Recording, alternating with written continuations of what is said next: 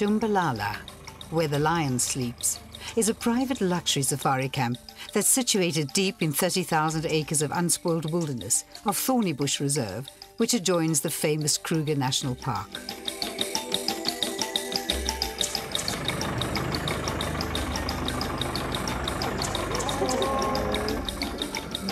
It's easy to get to Shumbala from Johannesburg. It's about a 6-hour drive through the magnificent scenery of Mpumalanga. Or you can fly direct from Johannesburg International to Eastgate Airport, a short drive by safari car from Shumbala. Your welcome at Shumbala will be typically African. You'll get a lovely icy perfume towel to wipe away the dust of the roads, plus a delicious cocktail to clear your palate.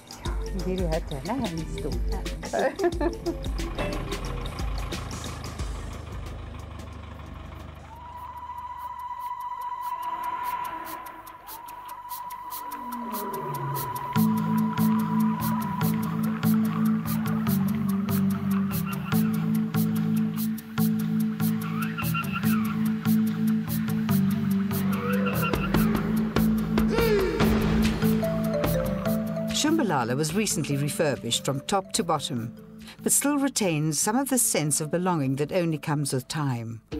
The thatch is weathered to a lovely silvery grey. I walked through the main lodge on my way to the chalet and was impressed by the interiors as well as the unfussy design of the lodge. It is mercifully free from those kind of arrogant statement structures that are a tribute to architects' egos, but look terribly silly in the bush.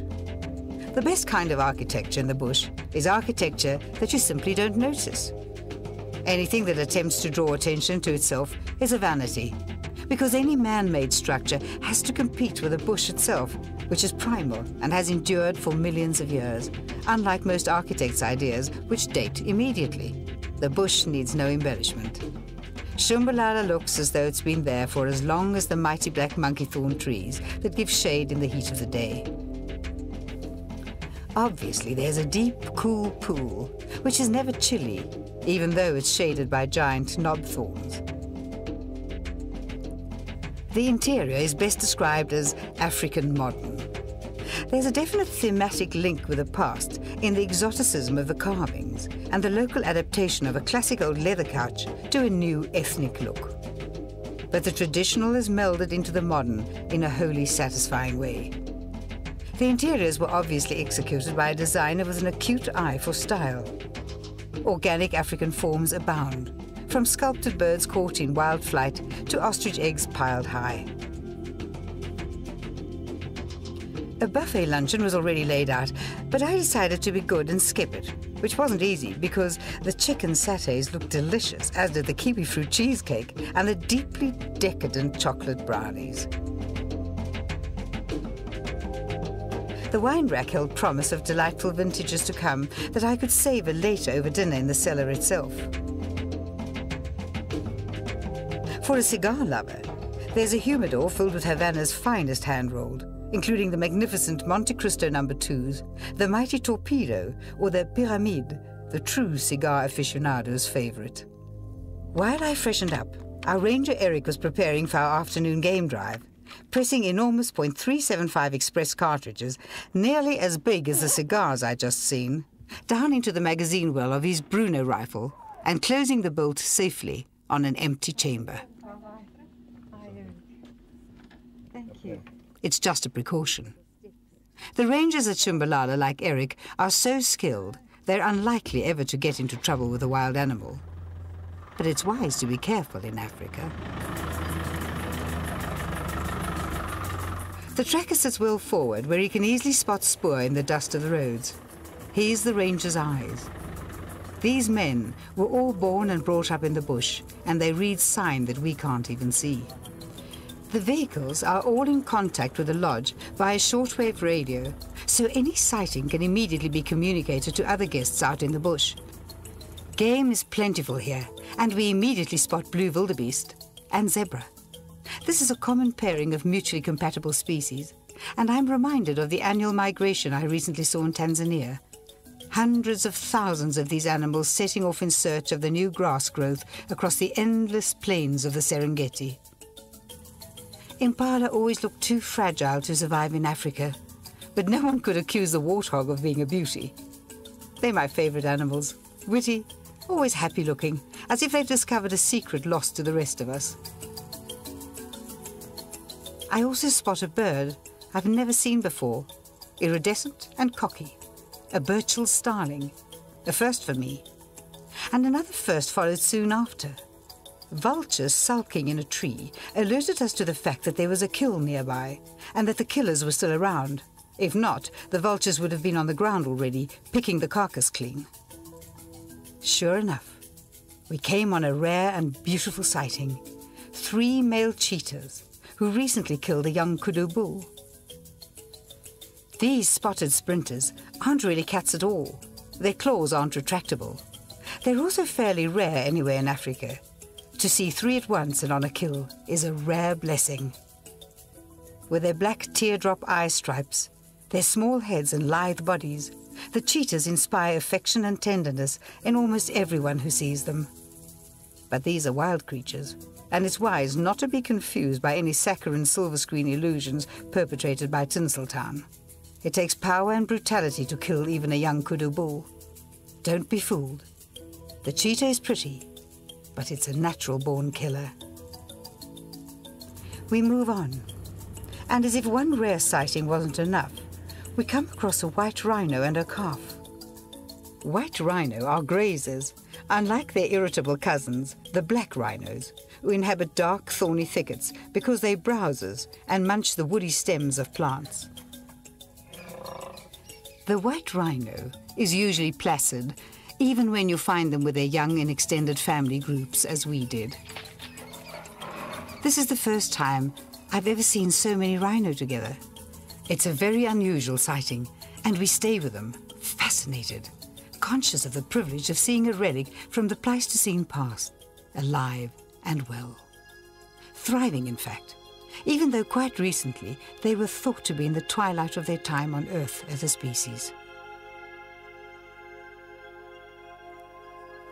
It's definitely the evening of our day in the bush, and after sundowners out in the bush, we go back to camp and find our campfire busily burning away. As an old-timer in Africa, I'm frequently surprised when so many of the new-style sort of postmodern New Age lodges don't bother to light a campfire at all. A campfire isn't optional, it's essential. A campfire is central to Africa. It reaches back through time to Prometheus, to the tribes who first tamed darkness and carried fire with them on their migration. A fire is not merely light and a deterrent to wild creatures. It's a companion on lonely nights and a source of warmth. It's primal and primitive, and its appeal reaches right down past rationality and logic to ancient parts of the brain that are still stirred by the sight of flames around a burning log in the darkness. Champagne, in this case a lovely bottle of Moët et Chandon, is also a natural match for Africa. It has been since the turn of the century, when it was considered in Kenya to be the only really effective cure for blackwater fever, now known as triphase malaria. I doubt that my doctor will agree. The food at Shumbala is exquisite. Dusty days in the bush seem to demand the punctuation of perfect meals. Not opulent, but definitely beautifully judged. Dinner is always special. The garnet wines, the stars up above improbably profuse, the good company and laughter that matches the perfection of the moment.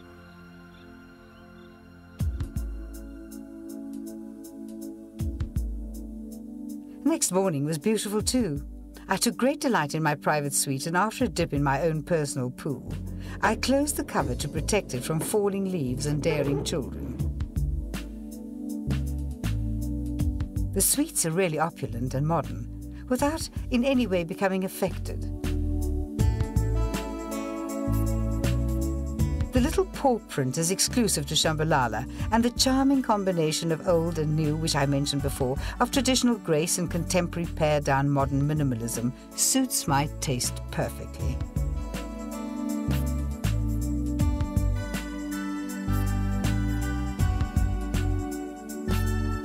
How is it possible to be hungry all the time in the bush? I'm always hungry, and it's no wonder I'm ravenous at Shumbala. The fresh fruit at breakfast would tempt even the most ardent dieter. Of course, you can go the savoury route as well if you prefer. Or you can indulge totally like our ranger Eric and go for an omelette with crème fraîche and smoked salmon with a little caviar dressing.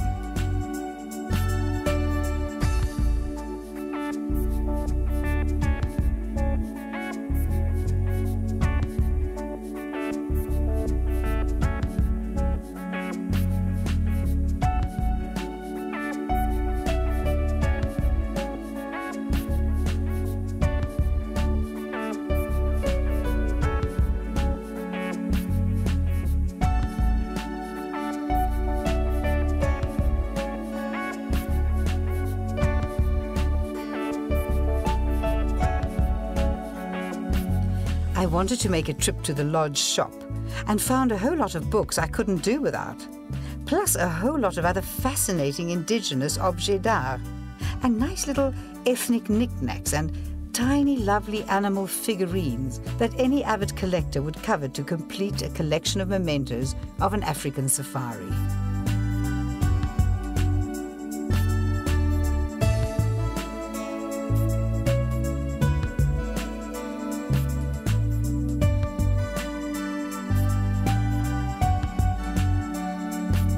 Absent-minded as ever, I keep forgetting something somewhere, but the staff at Shumbala are fastidiously polite and protective and keep returning the bits and pieces I leave lying around and make absolutely no comment about senility or madness, which is a great relief. Okay, thank you, bye.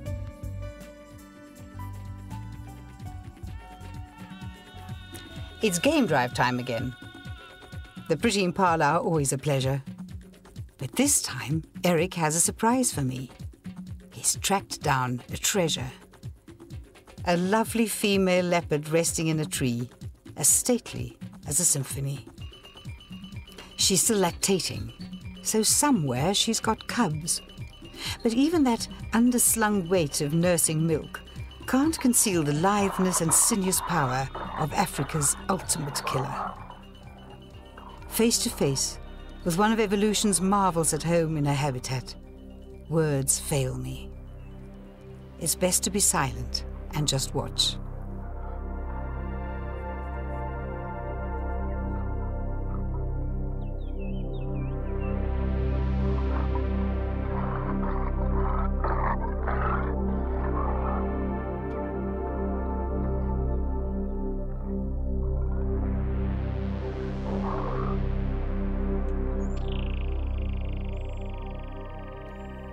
Shumbala is very generous.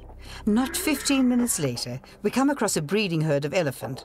They've just been wallowing, you can tell from the dark tide line on their tummies, and they're quite relaxed. Except for the anxious mother, she's a little bit nervous because her calf is still quite small. She shepherds him out of sight. The matriarch is as calm as can be. Here's a tip. You can tell she's a female because of the sharp angle formed by the top of her cranium and her forehead. Two of the younger sub-adult elephants engage in a mock duel, but it's just good fun. There's no real aggression at all. After a swim, elephants love a good dust bath. And you can tell from the weeping temporal gland that this young elephant is in must and ready to mate. We watch them in silence. And as before, I'm struck by the air of serenity that hangs over a herd of happy elephant. This is not my imagination. There's something in their body language that we can read, and it says that they're really serene and unafraid. You can tell an edgy elephant from a long way away. Then it's back to the lodge again, and we're greeted and welcomed.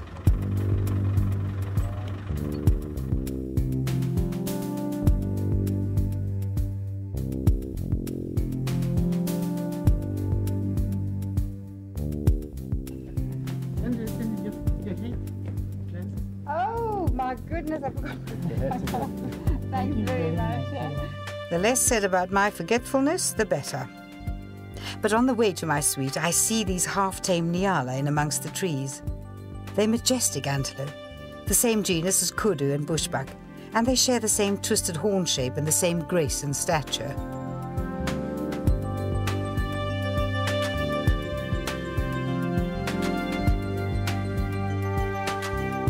Later, after a quick shower, it's time for a sundown in the dry riverbed near camp.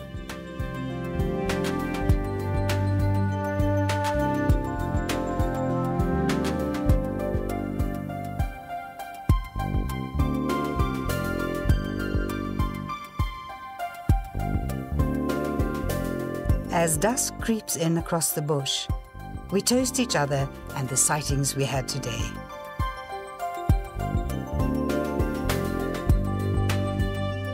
After sundowners, I sneak a look at Shumbala's guest book. It reads a bit like Who's Who or Debrett's Peerage. The lodge has hosted many VIPs, and the comments are all extremely complimentary. Tonight I dine alone, on fresh trout almondine and crunchy sautéed veggies.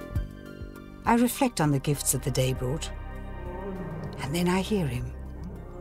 Once you've heard it in the wild, you'll never forget it, and you'll never be the same again.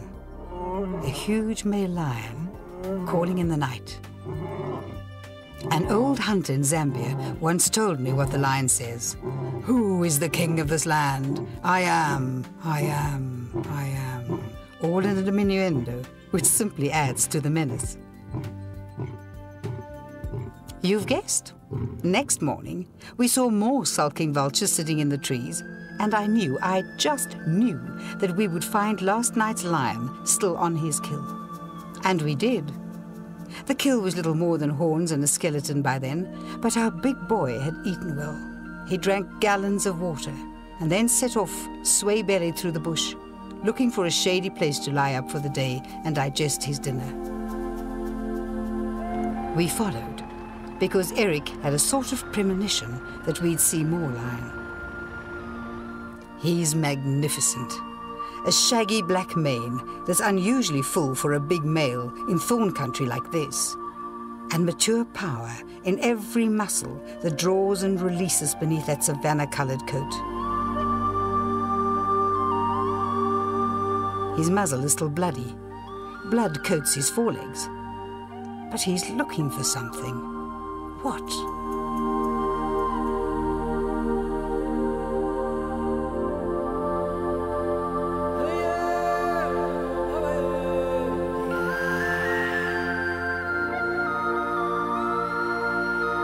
Sure enough, he finds them. Two females lying sleekly beneath a tree, lazy and full-bellied too.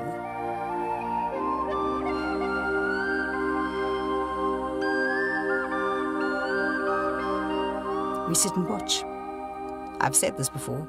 It's such a privilege to see this. We should never take it for granted. Perhaps that's what the marabou stork's thinking too. But I doubt it. He's just hungry.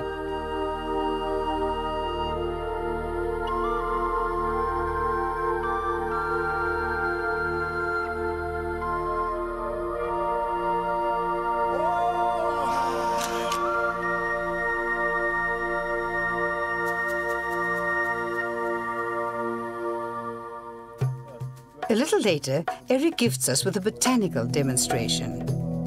He stops beside a bush known as the magic guarri, in Latin, Eucalia divinorum. He explains that it's an evergreen that would be browsed flat in the dry season if it didn't possess a really effective deterrent mechanism. He tells me to taste. I do, and understand immediately. The sap is so bitterly tannic, no animal will go near. Eric also demonstrates how to make a paintbrush or a toothbrush from the fibrous twig of the magic guarri. I wonder as he speaks if the Bushmen used such a brush centuries ago to create their magnificent cave paintings. I really must find out.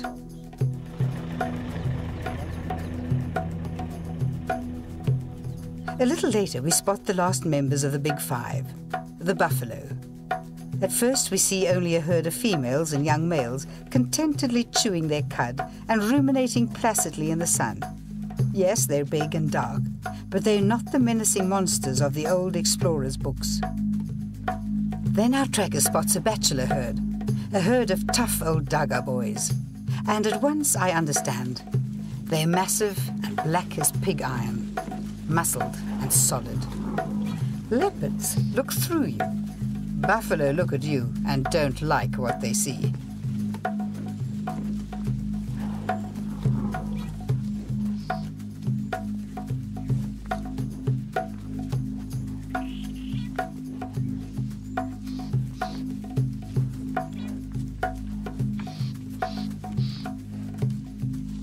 We turn back and head for camp. On the way, we're confronted by one of those terrible sights that stay with you forever. Somehow, I'd never thought of an animal as delicate and as bizarre as a giraffe, as a tragic character. Yet this lone female has suffered terribly. Her left hind leg is lacerated, suppurating and caked with blood and corruption. The pain must be almost unbearable. We stop for coffee in a dry riverbed nearby, but the image of the wounded giraffe will not leave me. As we sip our cappuccinos, I understand why. For the giraffe, there's no way out or around the pain. She can only endure. She has no recourse to morphine, no poppy spirit to dull the agony.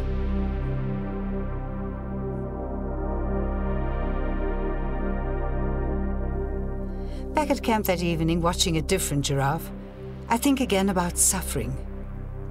I know from long experience that nature is indifferent and that animals often die in pain and alone.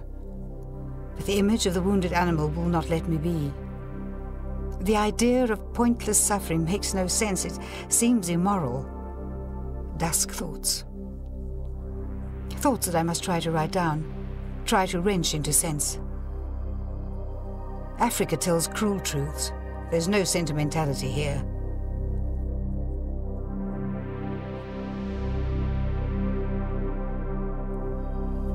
No wonder sundowners are such a popular tradition in Africa. They help us forget.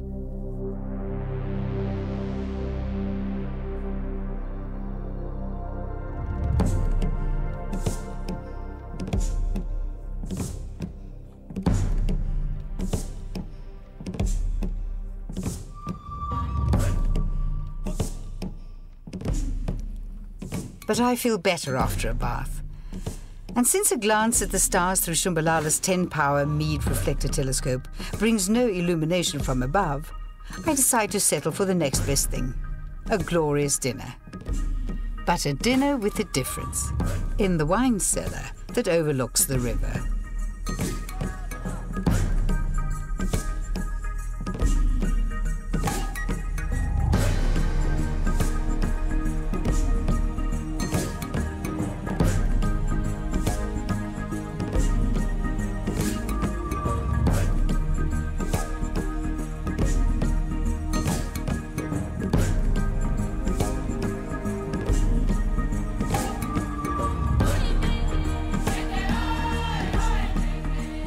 The red wine is luscious in my glass, the company delightful, and the cuisine, from palate-cleansing sorbets through lionfish medallions to game stew, is utterly impeccable.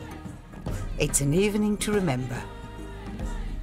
On Lamu Island, they have a toast, Maisha Marefu, long life. That was our toast that night at Shumbala.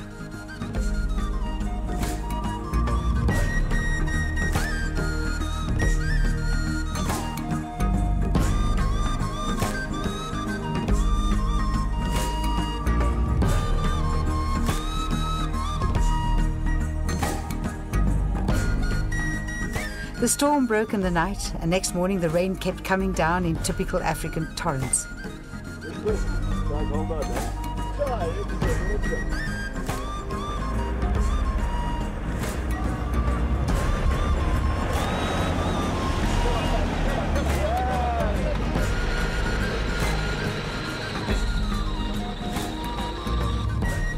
Naturally, we got stuck in the mud on our game drive.